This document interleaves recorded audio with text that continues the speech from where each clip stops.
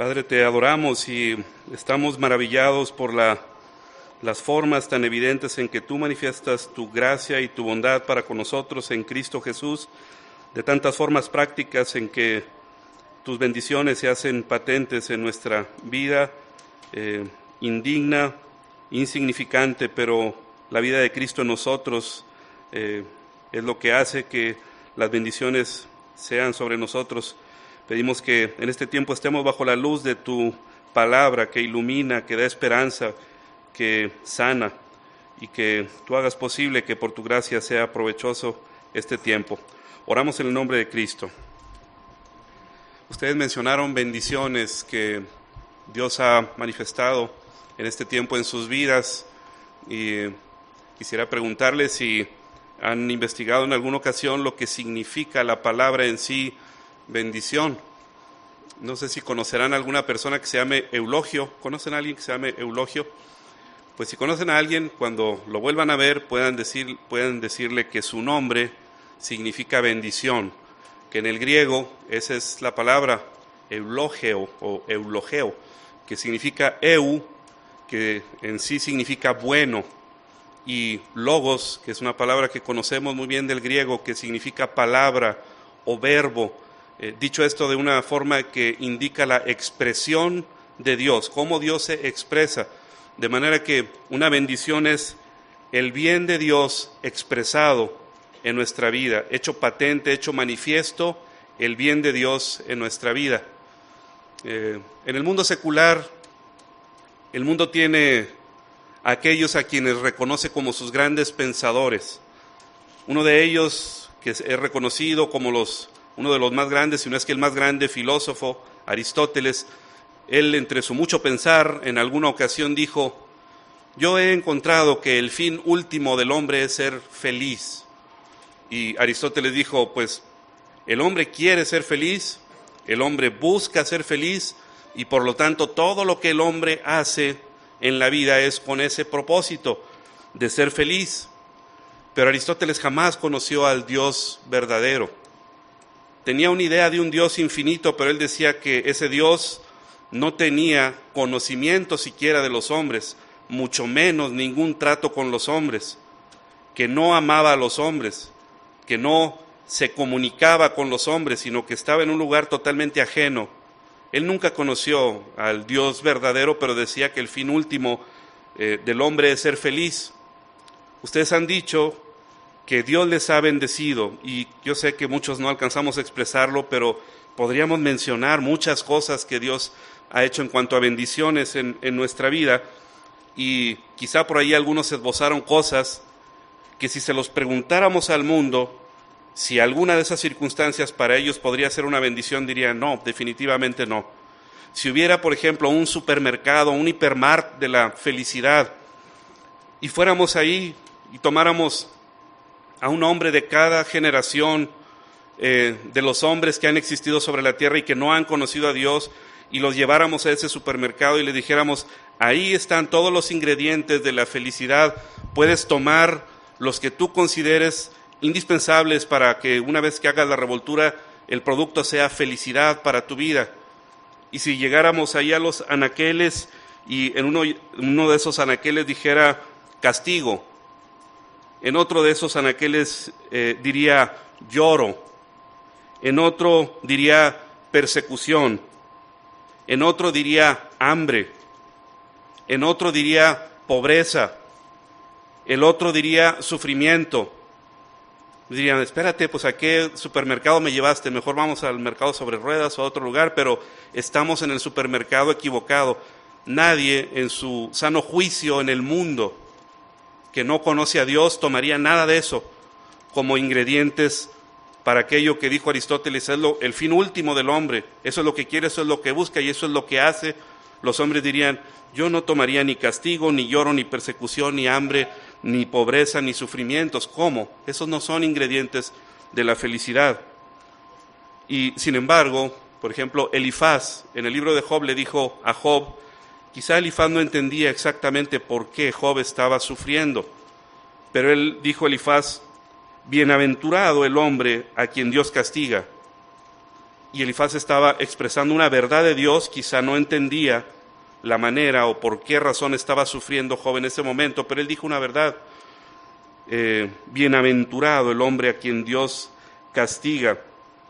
Y si preguntamos por el sentido de la palabra bienaventurado, ¿conocerán a alguien que se llame Macario? ¿No conocen a nadie? Pues si llegan a conocer a alguien y lo ven, pueden decirle, tu nombre, Macario, significa bienaventurado. Y esa palabra en el griego quiere decir, su origen, digamos su raíz, quiere decir supremamente bendecido por Dios, dichoso, feliz. Es un estado de gozo y de plenitud que se experimenta al estar en armonía con el Dios que nos creó, nos formó y nos hizo, al estar en armonía con su propósito para mí, cuando Dios puede expresar todo ese bien que Él tiene para mí y yo lo estoy aceptando y viviendo. Dice la Escritura, soy bienaventurado. Y Job le dice Elifaz le dice a Job, bienaventurado el hombre a quien Dios castiga. En el Nuevo Testamento encontramos eso, que Dios al que ama castiga y azota al que recibe por hijo. Y si Dios trata de esa manera con disciplina es porque nos ama, porque nos trata como a hijos. También la Escritura dice, bienaventurados los que lloran. Y en otra parte dice, bienaventurados los que padecen persecución. En otra parte dice, bienaventurados los que ahora tenéis hambre. Bienaventurados los pobres, bienaventurados los que sufren. Toda esta clase de personas, dice Dios, puede dar bendición, puede hacer bienaventurado un hombre que está pasando por estas circunstancias en su vida. ¿Y dónde encontramos un ejemplo de todo esto? Pues no hay que ir muy lejos, hay que voltear nuestros ojos a Cristo. En Él encontramos toda la explicación de todas las verdades que Dios ha dicho. La perfección de todas las verdades de la palabra de Dios se encuentran expresadas en la vida santa y perfecta del Señor Jesucristo. Dice Isaías, Él fue castigado, Él fue herido por nuestras rebeliones, molido por nuestros pecados. Pero la Escritura dice, Dios le ha dado un nombre que es sobre todo nombre. Él ha sido exaltado supremamente por Dios, aun cuando Él fue castigado. La Escritura dice en el Evangelio de Juan que Jesús lloró. La Escritura nos dice que Él se entristeció cuando veía el pecado, cuando veía el extravío de las personas que andaban como ovejas que no tienen un pastor. El Señor lloró, pero dice el Salmo, dijo David, cuando pensamos en dónde está ahora el Señor Jesucristo, la Escritura nos dice que Él está ahora a la diestra del Padre. Y David en el Salmo dijo que en ese lugar, en la presencia de aquel que es, dice, en cuya presencia hay plenitud de gozo y delicias. La Escritura nos dice que el Señor fue perseguido. El Señor dijo, a mí me persiguieron, ustedes pueden esperar lo mismo. Pero la Escritura dice en Hebreos que un día todos sus enemigos, todos los que le siguen persiguiendo y que no se han arrepentido, un día serán puestos por estrado de sus pies. La Escritura también dice que el Señor tuvo hambre. En varias ocasiones se nos dice que Él tuvo hambre. Y esto también, no solamente por una motivación espiritual como Él lo aceptaba, someter su cuerpo a esos rigores por obtener beneficios mayores de repercusiones eternas, pero también se nos habla de su pobreza. Las zorras tenían guaridas, dice, pero el Hijo del Hombre ni siquiera tiene dónde recostar su cabeza. ¿Y qué decir de los sufrimientos? Dice la Escritura, considerad a aquel que sufrió tal contradicción de pecadores contra sí mismo para que vuestro ánimo no se canse hasta desmayar.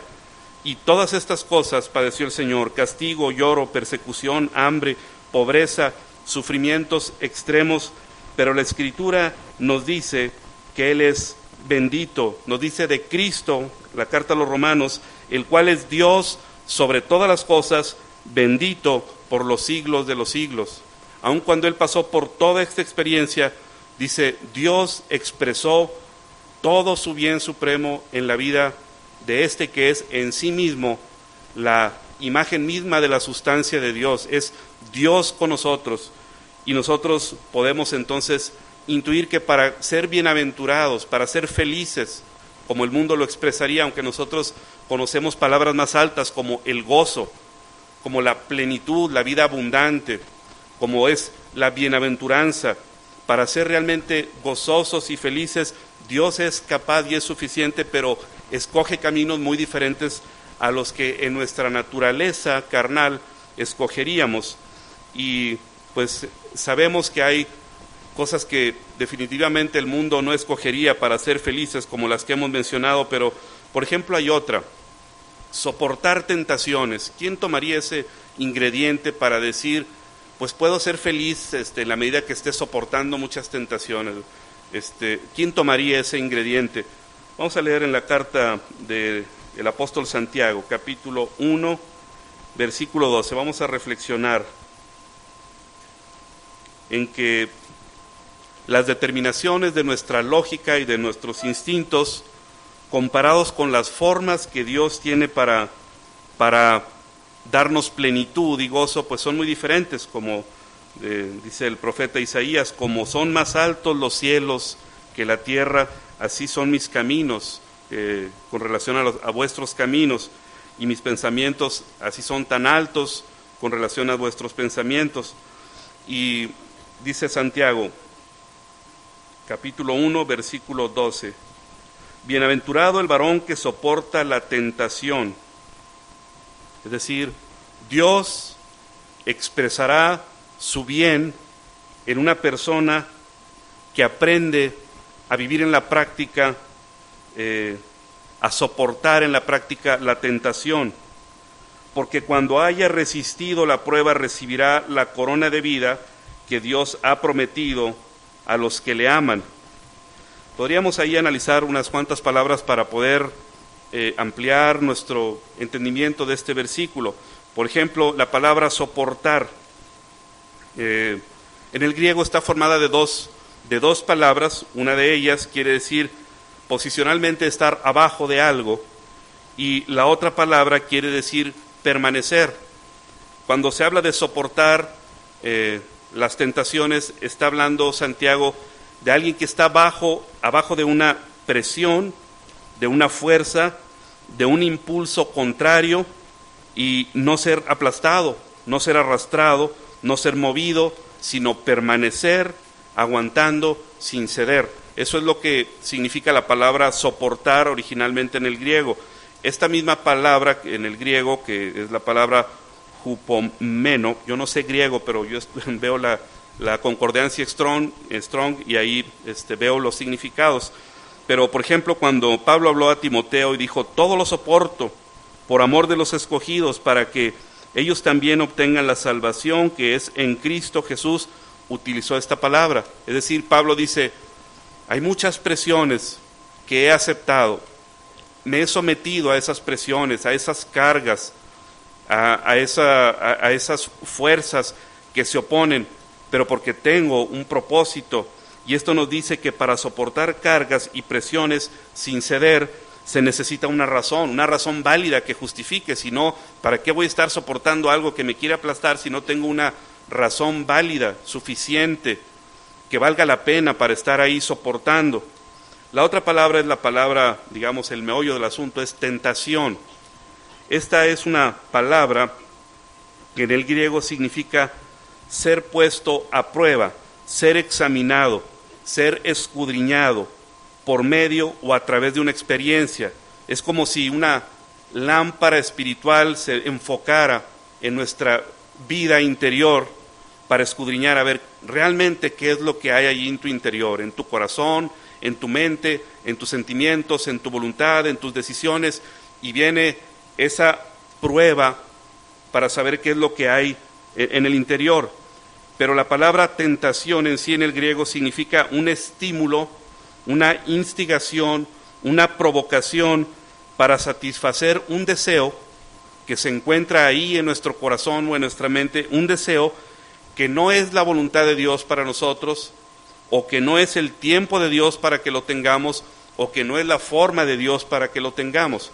Entonces, una tentación es una provocación en sí, es una incitación, es un estímulo, es una invitación a que obtengamos algo que nuestro corazón desea, pero que no es el mismo deseo de Dios para nosotros, o no es el tiempo de Dios para que lo tengamos, o no es la manera de Dios para que lo tengamos.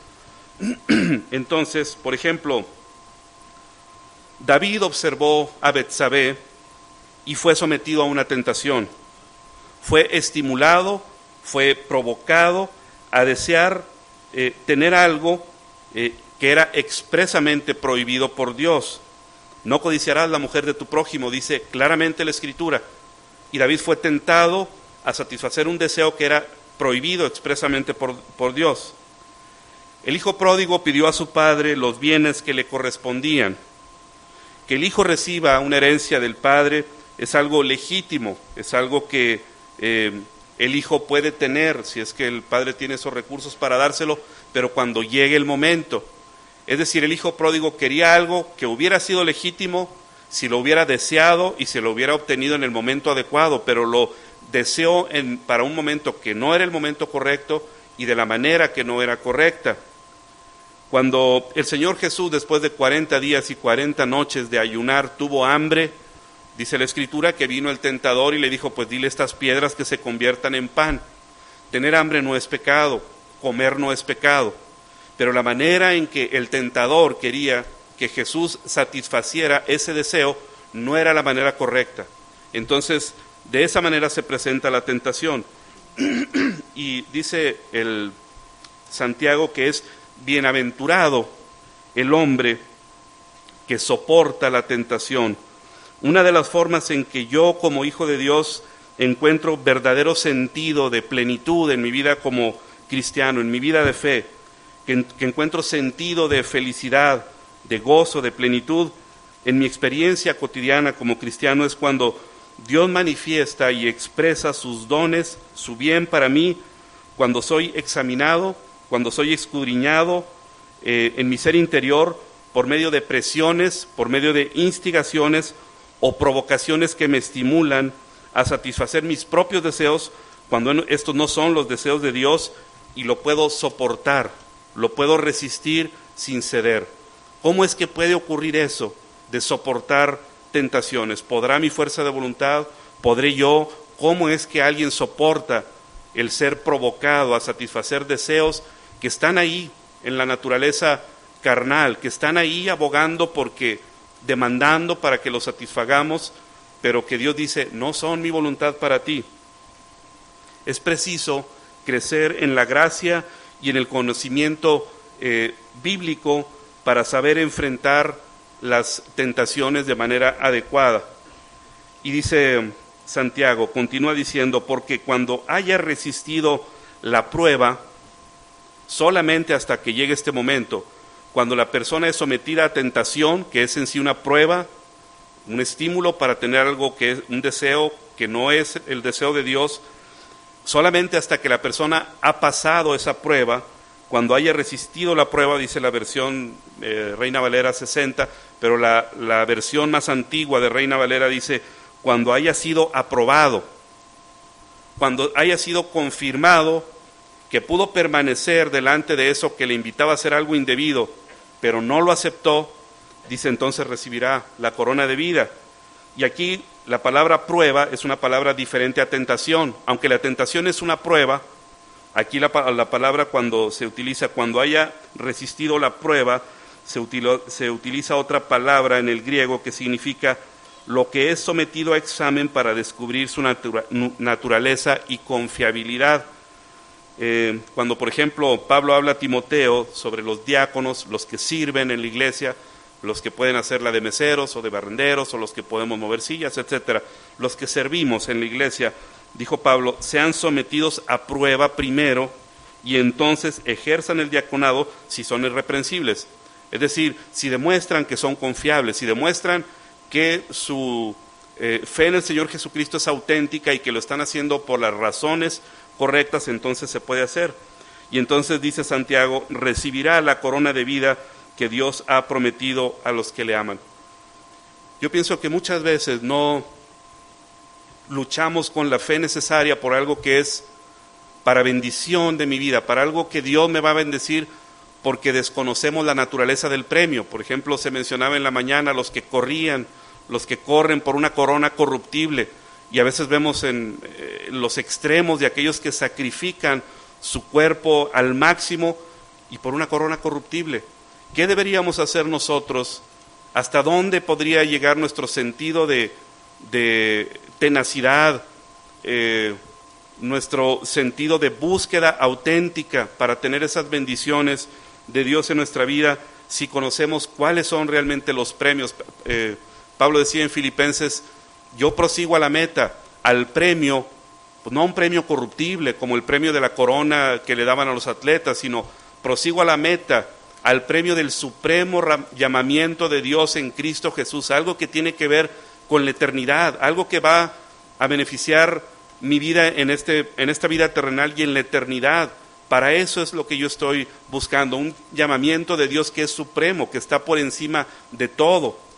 Por eso el Señor Jesucristo puso su vida, sacrificó su cuerpo, porque tenía delante de Él un gozo superior. Por el gozo puesto delante de Él sufrió la cruz. Así es que decíamos, para soportar tentaciones es necesario tener una motivación correcta, auténtica y que valga la pena.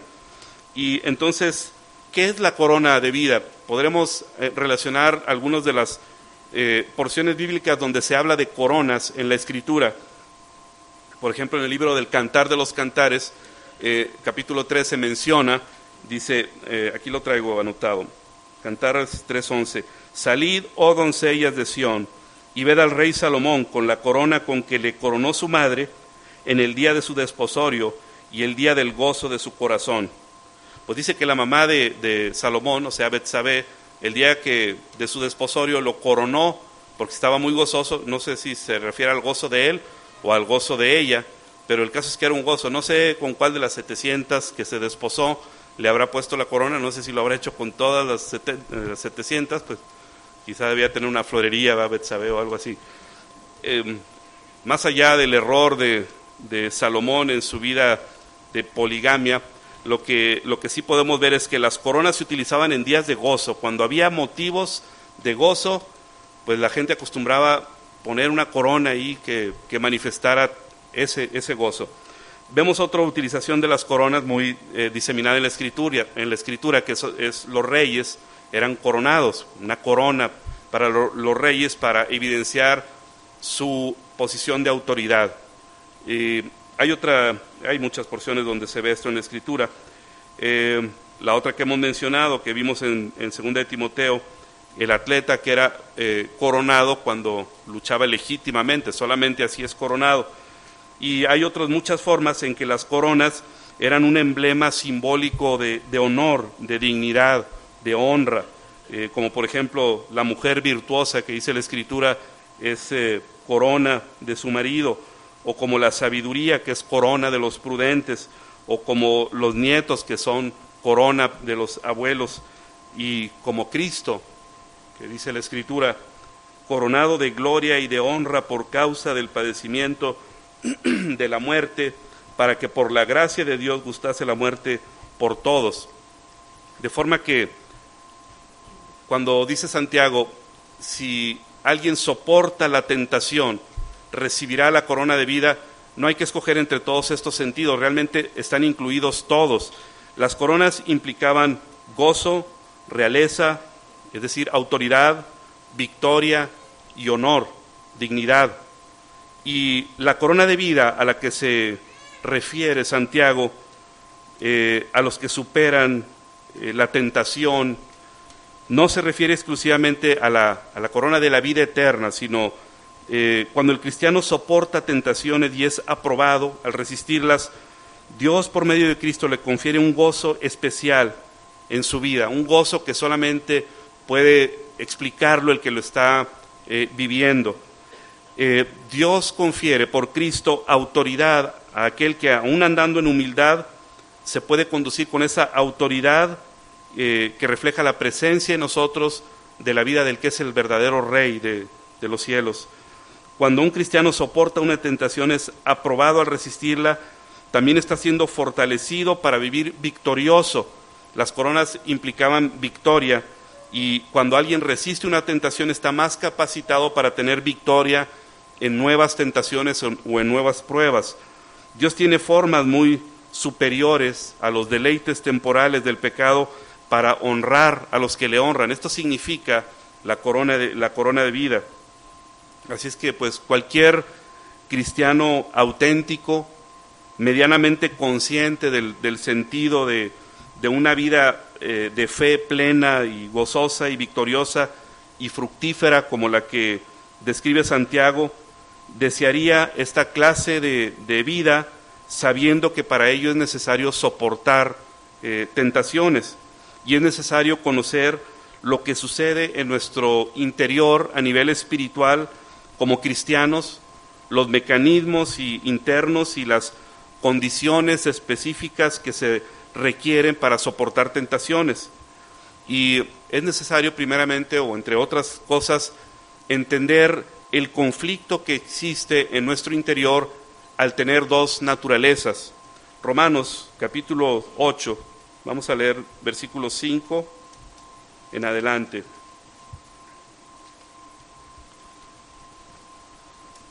Romanos capítulo 8, versículo 5.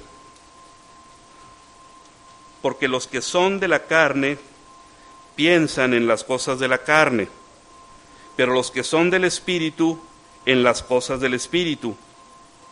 Porque el ocuparse de la carne es muerte, pero el ocuparse del Espíritu es vida y paz. Por cuanto los designios de la carne son enemistad contra Dios, porque no se sujetan a la ley de Dios, ni tampoco pueden. Y los que viven según la carne no pueden agradar a Dios. Mas vosotros no vivís según la carne, sino según el Espíritu, si es que el Espíritu de Dios mora en vosotros. Si no, pues no hay manera de vivir conforme al Espíritu. Y si alguno no tiene el Espíritu de Cristo, simple y sencillamente no es de Él. Entonces aquí dice claramente, los que piensan en las cosas de la carne son de la carne, los que piensan en las cosas del Espíritu son del Espíritu. Sigue diciendo el versículo 13, porque si vivís conforme a la carne, moriréis, mas si por el Espíritu hacéis morir las obras de la carne, viviréis. Y hay que subrayar esto, mas si por el Espíritu hacéis morir las obras de la carne, viviréis. Porque todos los que son guiados por el Espíritu de Dios, estos son hijos de Dios. Y vamos a leer Gálatas capítulo 5, versículo 17.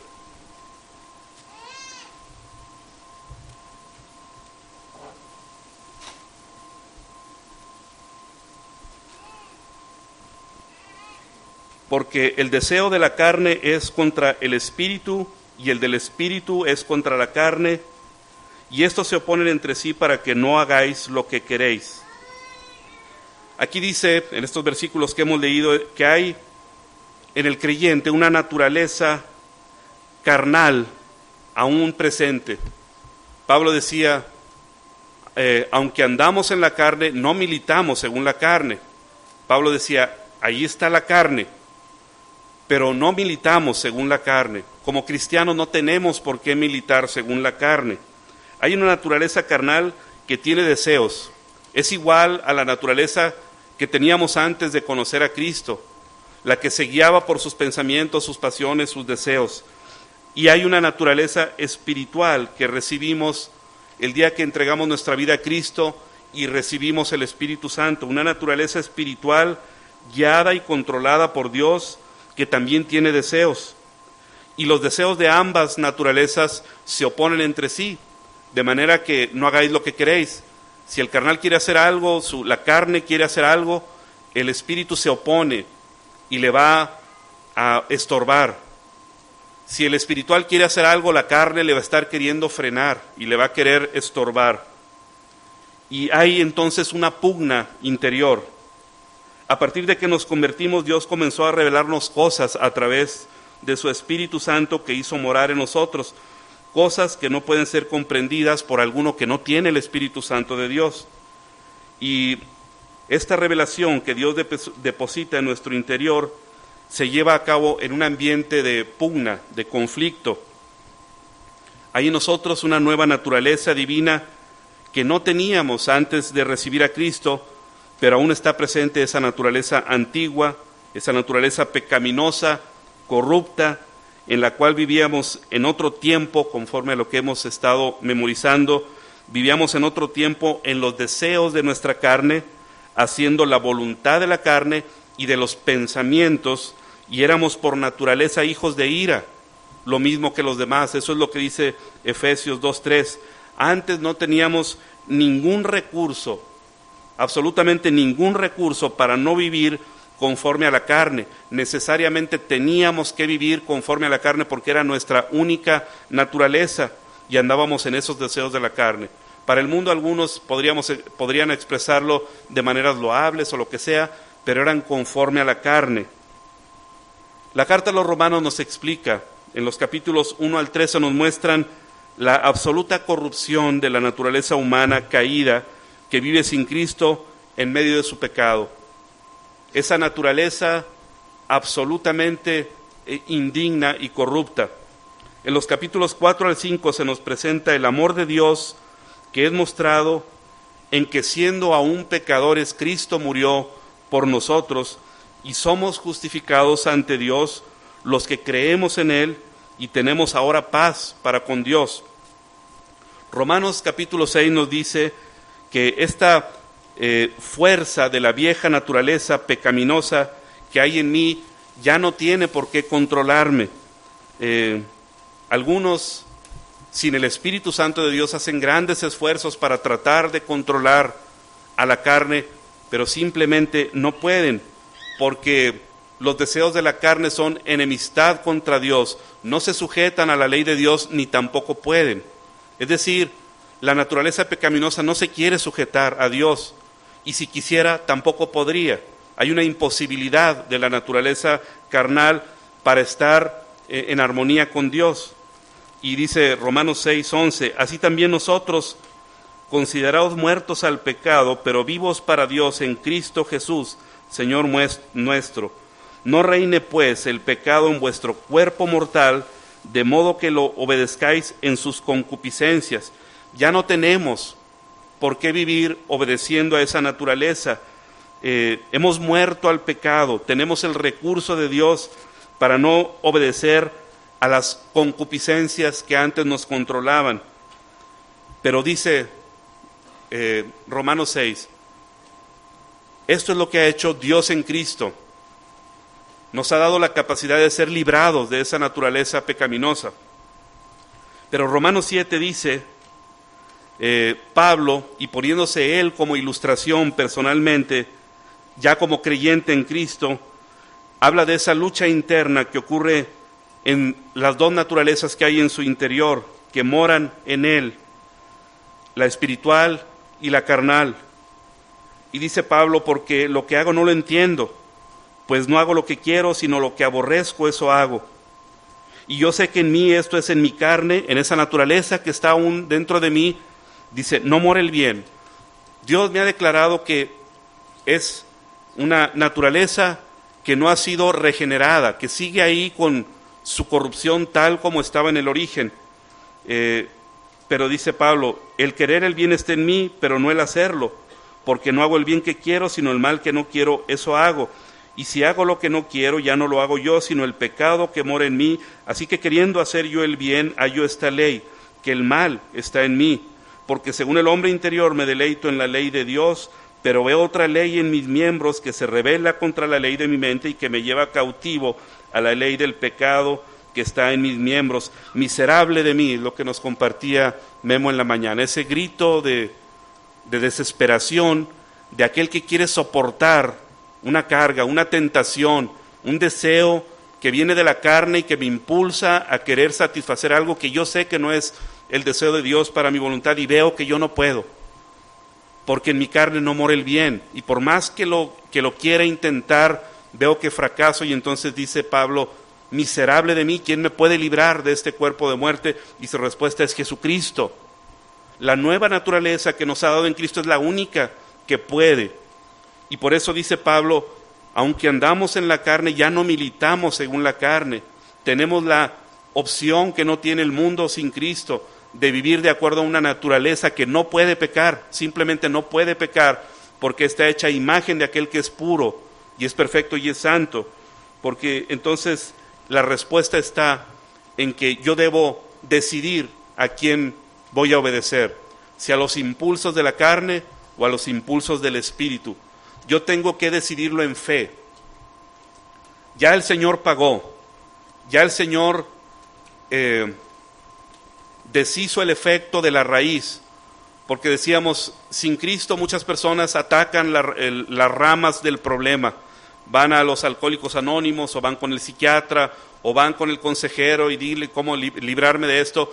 Y ahí están los psiquiatras, los psicólogos, los alcohólicos anónimos, cortándole las ramitas y las ramitas, tratando de podar a la mata que crece y le vuelven a cortar, pero la raíz sigue podrida.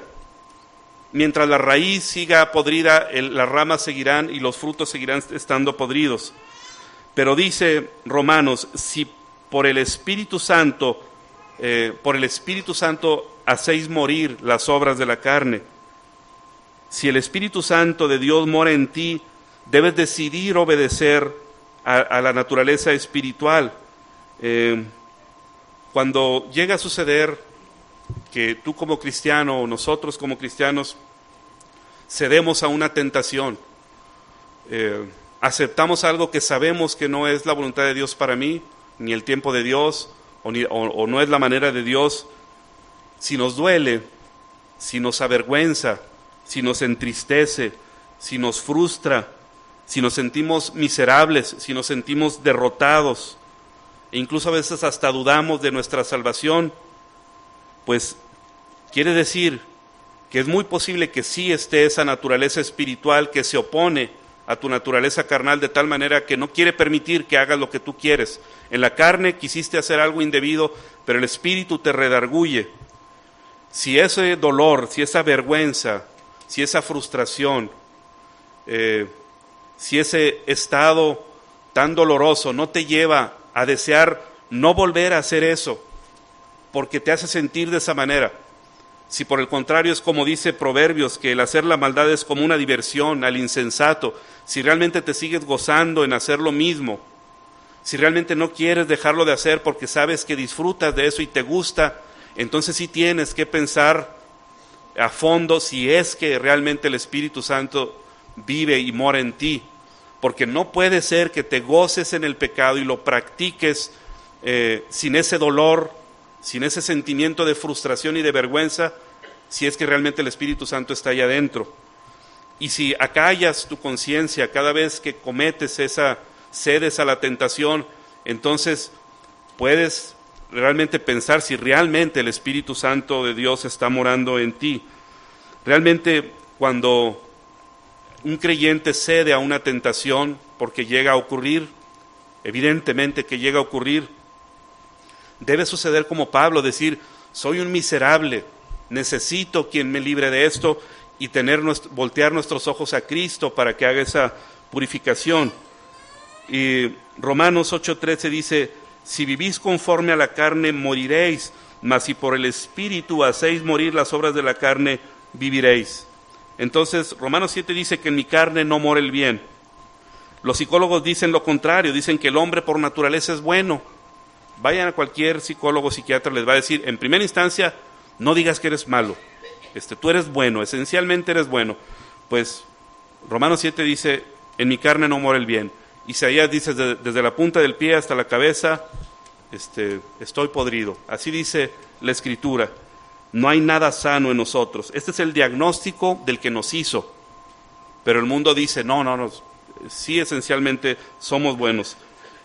Cuando Pablo habla de la maldad, habla como una ley se cumple, la ley de la gravedad se cumple porque se cumple, y la maldad es una ley que está arraigada en la carne, de tal manera que la carne no tiene voluntad para librarse de eso. El ser humano es guiado por sus pasiones, aún más que por su razón y su voluntad cuando está en la carne. Por mucho que diga que es estudiado y razonable y todo eso, realmente el hombre es guiado por pasiones cuando está en la carne.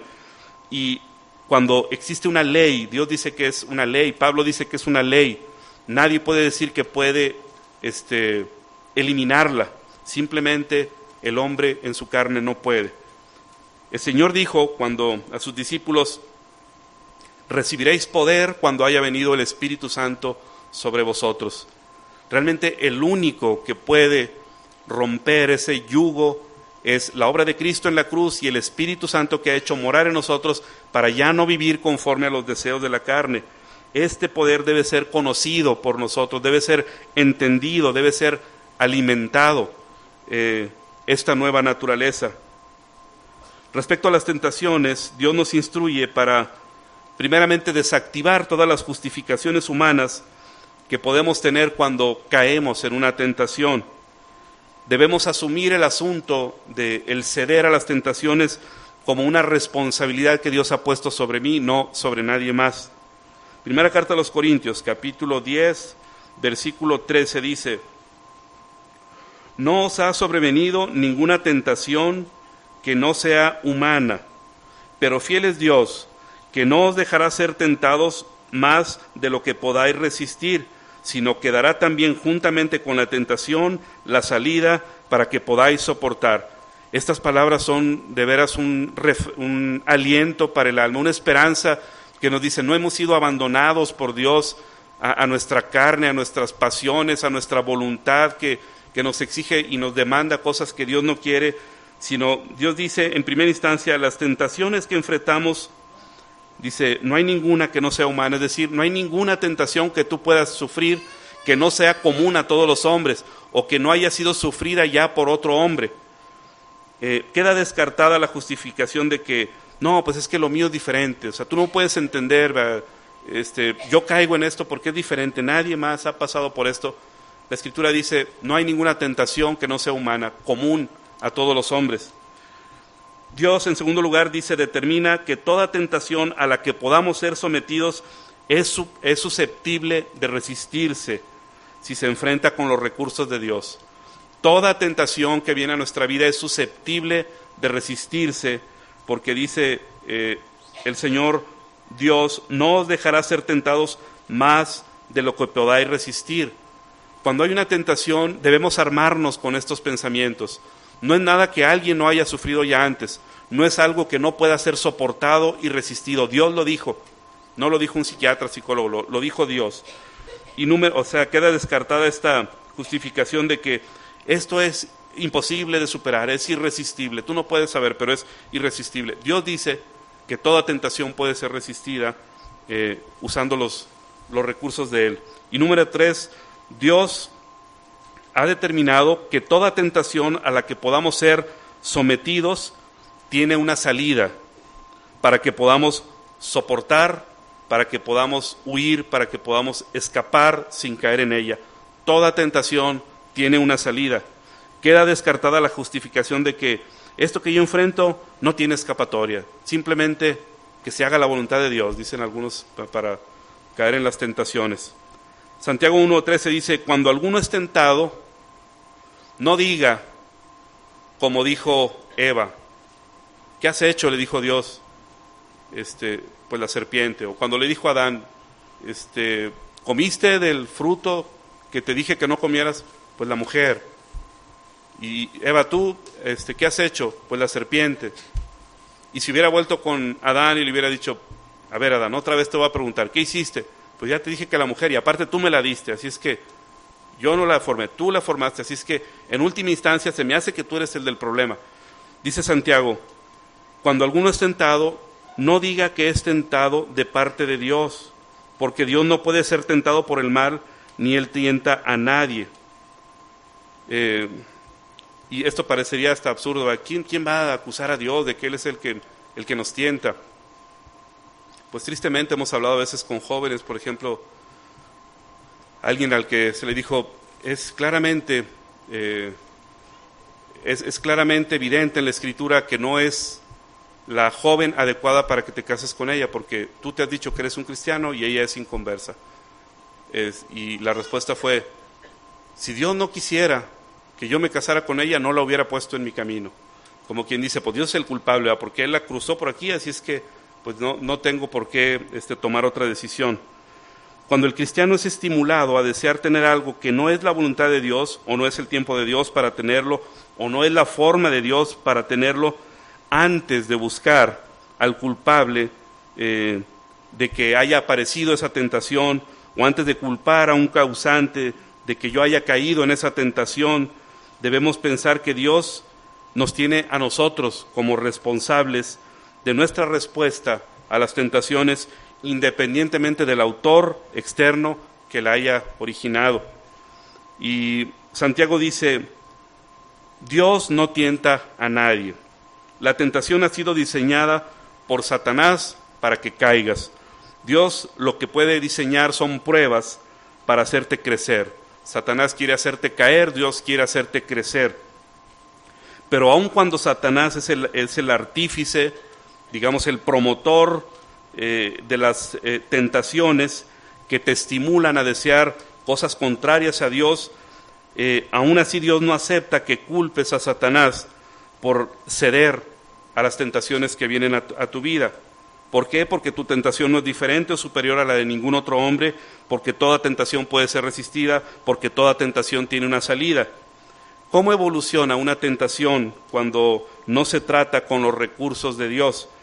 Dice Santiago 1:14, sino que cada uno, o sea, en vez de decir es que Dios lo permitió y pues yo cómo le hago, esta tentación es diferente a la de todos, no la puedo resistir, no tiene salida, en vez de estar con todas esas justificaciones dice, más bien cuando cada uno es tentado, cuando de su propia concupiscencia es atraído y seducido. Y aquí aparece una palabra también interesante que es concupiscencia, que su significado en su raíz significa poner el deseo, poner el corazón, poner el anhelo, poner el interés de una forma intensa y sin control y sin gobierno del Espíritu Santo sobre algo que no es la voluntad de Dios para mí.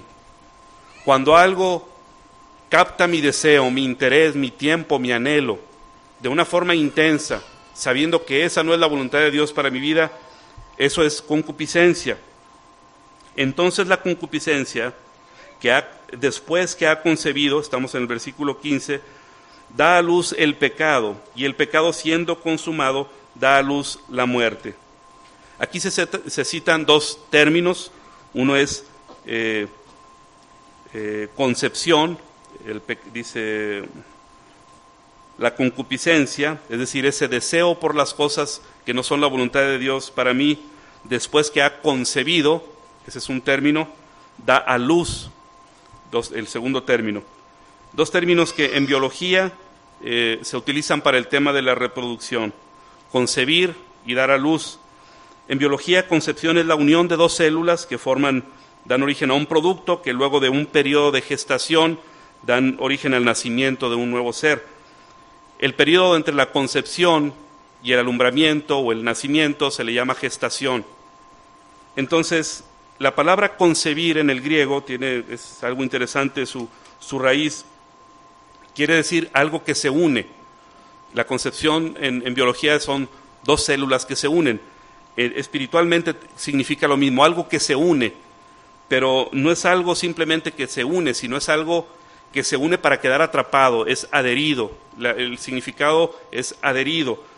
La concepción hace referencia aquí Santiago cuando la concupiscencia, después que ha concebido, quiere decir después que tu deseo que procede de la carne se ha contactado con el estímulo externo, y si tú permites que esté lo suficiente, que haya un periodo de gestación, como quien dice, queda tan adherido, tan atrapado que será muy difícil que lo puedas romper. Cuando por la razón que sea hay un contacto entre el estímulo, la provocación externa y esos deseos internos que están en la vieja naturaleza del hombre, es el momento de actuar sin demoras. Alguien dijo, las tentaciones son como los pajaritos que andan ahí en la alameda por todos lados, pero no permitas que hagan nido en tu cabeza. Eso es lo que no está permitido. Tú no puedes controlar que los pajaritos vuelen de aquí para allá, pero sí puedes evitar que vengan y se paren en tu cabeza para hacer un nido. Cuando sucede esa concepción, que quiere decir la unión de los componentes para formar algo, lo que se va a formar es el pecado, lo que se va a dar a luz es el pecado. Si tú lo dejas ahí, si lo dejas permanecer, entonces se gestará el pecado. ¿Dónde empieza la concepción de un pecado cuando viene la tentación? Empieza en la mente, empieza en la cabeza, empieza en los pensamientos.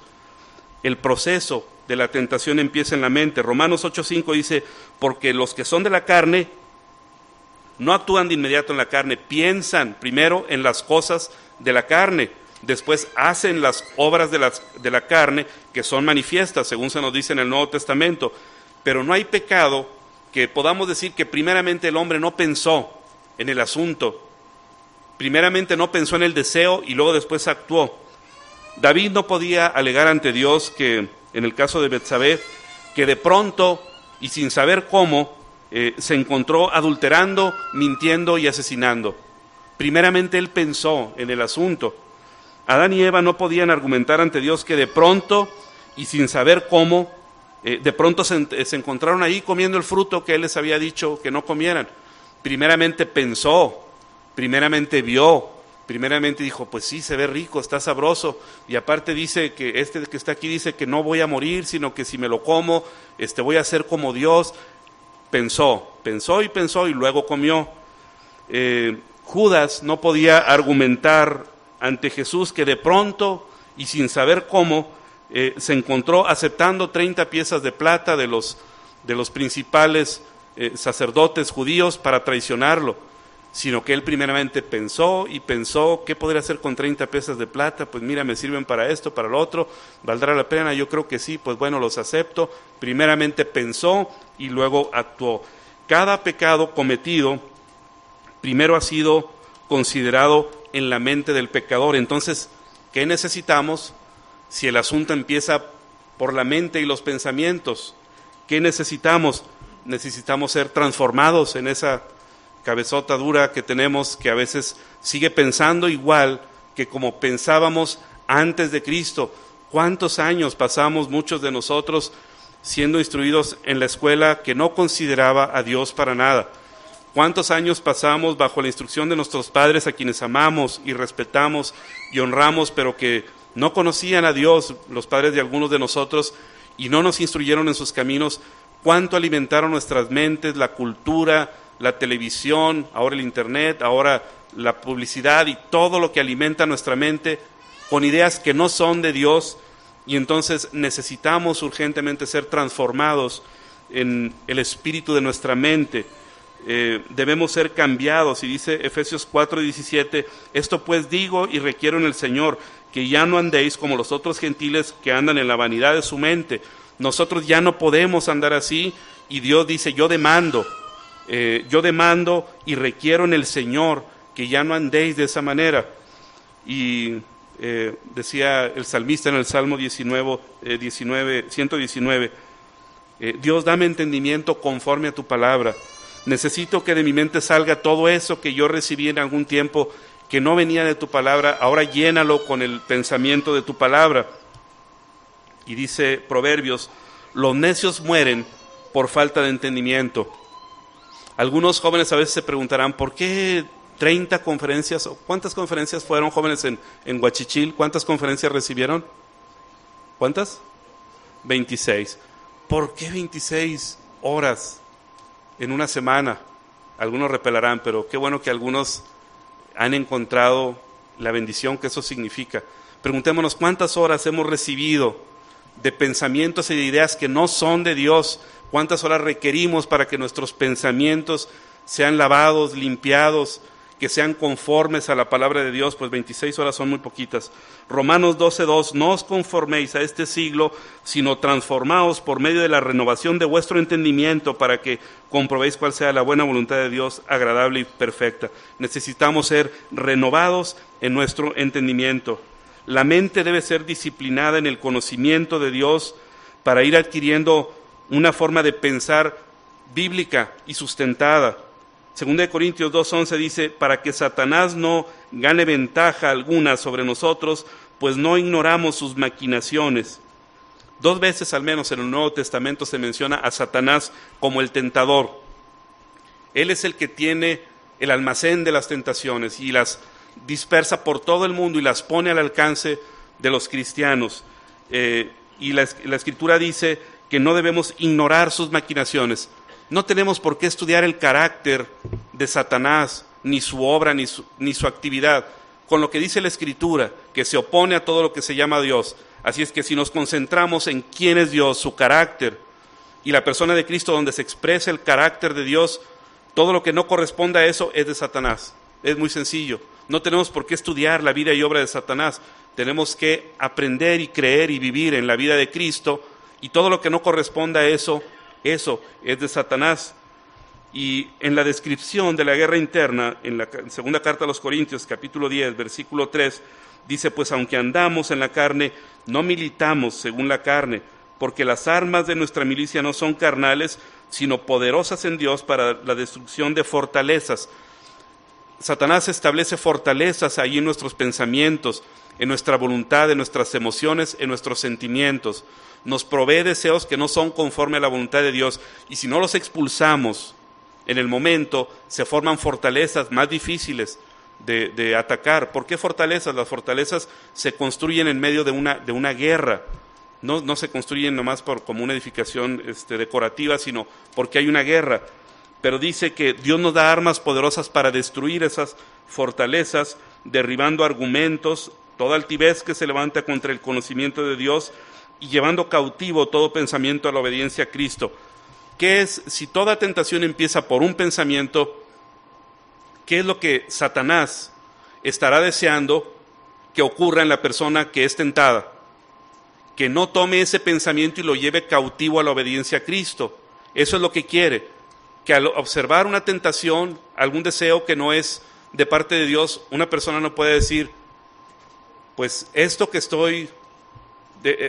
delante de mí no corresponde a la voluntad de Dios, porque Dios dice esto en su palabra, porque Dios me promete esto a mí si yo evito estas cosas, porque estas promesas de bendición están para mí si yo resisto eso, si yo no lo toco, si yo no lo acepto. Satanás no quiere que llevemos cautivo todo pensamiento a la obediencia a Cristo, así es que Él quiere ocupar nuestras mentes con otras cosas que no sean los pensamientos de Cristo. Y dice Filipenses: todo lo que es puro, todo lo que es honesto, todo lo que es digno, en esto hay que pensar. ¿Por qué David cayó en la tentación?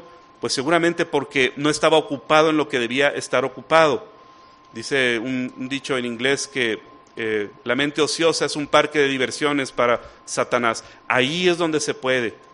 Si Satanás hubiera ocupado en lo que estaba ocupado todo su pueblo en las guerras, no habría tenido tiempo de observar a Betsabé, ni dejar que ese estímulo hubiera llegado a su corazón, a su mente, a sus ojos. Él estaría ocupado en las cosas buenas. Así es que hay muchos consejos prácticos para evitar las tentaciones. Satanás ataca en el lugar y en el momento y en la circunstancia cuando eres más vulnerable. Jesús tenía hambre después de 40 días y noches de ayuno, y Satanás le ofreció comida de una manera indebida en ese momento.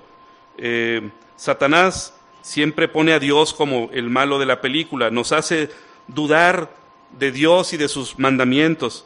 Con que Dios dijo esto, le dijo la serpiente a Eva, y nos ponemos a evaluar las verdades sólidas de la palabra de Dios delante de nuestros deseos, de nuestros sentimientos, de nuestros razonamientos, en vez de evaluarnos a nosotros mismos delante de la palabra de Dios.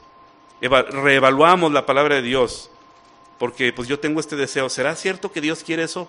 Algo que siempre he creído que era sólido, que era inamovible, pero es que ahora yo tengo este deseo. Vamos a reevaluar a ver si no habrá otra explicación, en vez de evaluarme a mí delante de la palabra de Dios cuando hay una tentación. Y cuando tratamos de encubrir el pecado, entonces la tentación se vuelve más fuerte. Después de pecar, ¿cuál es el impulso natural? Cubrirlo. Y para cubrir un pecado generalmente luego hay que mentir. Y después de mentir, pues hay que tener muy buena memoria y hay que mentir más. David pecó y la primera necesidad fue mentir. Y luego mintió y luego tuvo que mentir más y luego actuar hasta asesinar o mandar a asesinar a una persona. Satanás nos lleva poco a poco, llevándonos al lugar donde no conviene, en el momento que no conviene. Si leemos Proverbios 7 del joven que fue llevado a la tentación, vemos que se paseaba por ahí, por la calle de la mujer de mala vida, en horas que él no debería andar ahí. Se acercó en el momento que no era el momento adecuado, entabló conversación con ella y cayó en pecado. La Escritura dice, huye. Cuando la Escritura dice que hay una salida, la primera acción es correr. Si no sé qué otra cosa pensar, si no sé qué otro versículo citar, hay que correr. Como lo hizo José con la esposa de Potifar, hay que correr. Eso es lo primero que hay que hacer. Huye de las pasiones juveniles, dice Pablo en la 2 Timoteo. Y hay que memorizar la palabra de Dios. ¿Con qué limpiará el joven su camino? ¿Con qué limpiará cualquier creyente su camino? Con guardar su palabra. En mi corazón he guardado tus dichos para no pecar contra ti, para no ceder a las tentaciones. Así es que la palabra de Dios debe formar parte integral, diaria de nuestra vida, para alimentar al hombre espiritual. El Señor dijo, para no entrar en tentación hay que mantenerse orando y velando. Velad y orad para que no entréis en tentación. El espíritu a la verdad está dispuesto, pero la carne es débil. Así es que invitados todos a la velada de oración, y no solamente a la velada de oración, sino oración como familia, oración personal, oración como iglesia. Es parte de lo que Dios recomienda para no caer en tentación. Si no estamos orando con la iglesia, ni como familia, ni como individuos, estamos expuestos, muy expuestos a la tentación. Mantenernos ocupados, la mejor forma de mantenerse despierto es velando, es estar ocupado. Y asóciate con personas piadosas, acompáñate de personas piadosas. No erréis, dice la primera carta a los Corintios, las malas conversaciones corrompen las buenas costumbres. Velad debidamente y no pequéis, porque algunos no conocen a Dios. El que anda con sabios, sabio será, mas el que se junta con necios será quebrantado. Así es que si ciertas compañías te motivan a pecar o a desear cosas que no son la voluntad de Dios, si no estás preparado para influir con esas personas, para ganarlos para Cristo, busca otra manera para acercarte a ellos de manera que les puedas ganar y no para que te atraigan a ti. El otro consejo es, hay que ser transparentes y andar en la luz, como lo dice la Escritura. Digamos, el lugar de mayor tentación es el lugar de oscuridad, el lugar de aislamiento, el lugar donde nadie ve, donde nadie observa, donde nadie nos conoce. Y dice los proverbios que dulces son las aguas hurtadas y suave el pan comido en lo oculto. Y hay que confesar las luchas que tenemos a un hermano de confianza, a un hermano espiritual. En el tiempo que confiesas, estás permitiendo que haya luz entre la comunión entre tu hermano y tú. Confesaos vuestras ofensas unos a otros y orad unos por otros para que seáis sanados, dice Santiago. Así es que todos estos consejos, y para terminar, vamos a decir que, en resumen, hay dos fuerzas que actúan en nosotros. Dios dice que por el Espíritu debemos hacer morir las obras de la carne, y para eso el consejo es, no proveáis para los deseos de la carne. Cada uno de nosotros podemos identificar muy claramente qué cosas son las que nos motivan a desear cosas que no son la voluntad de Dios para mí. Si lo puedes identificar, y yo sé que sí lo podemos hacer, cada uno sabe qué cosas nos motivan a desear cosas que no son de Dios para nuestra vida, lo que tienes que hacer es quitar eso de tu alcance. Si la televisión es ocasión para eso, quítala. Si ciertas prácticas son ocasión para que seas tentado a desear cosas que no son la voluntad de Dios para tu vida, quítalas. No proveáis para los deseos de la carne. Y dice finalmente Efesios 6:10, por lo demás, hermanos míos, fortaleceos en el Señor y en el poder de su fuerza. Vamos a terminar orando. Padre, te damos gracias porque tú has querido mostrar todo tu bien en nosotros y hacernos bienaventurados. Si soportamos las tentaciones, tú nos bendices, nos das la corona de vida, nos das gozo, autoridad, honor y tantas bendiciones. Queremos aprender a andar en el Espíritu. Gracias porque nos has dado los recursos y las armas para una milicia, armas que no son carnales, sino poderosas en ti para destruir fortalezas. Ayúdanos a llevar cautivo todo pensamiento a la obediencia a Cristo y hacer honra para tu gloria y nombre, y poder así tener la libertad de compartir a otros de lo que tú haces en nuestra vida para limpiarnos. Te damos gracias por este tiempo, en el nombre de Cristo. Amén, Señor.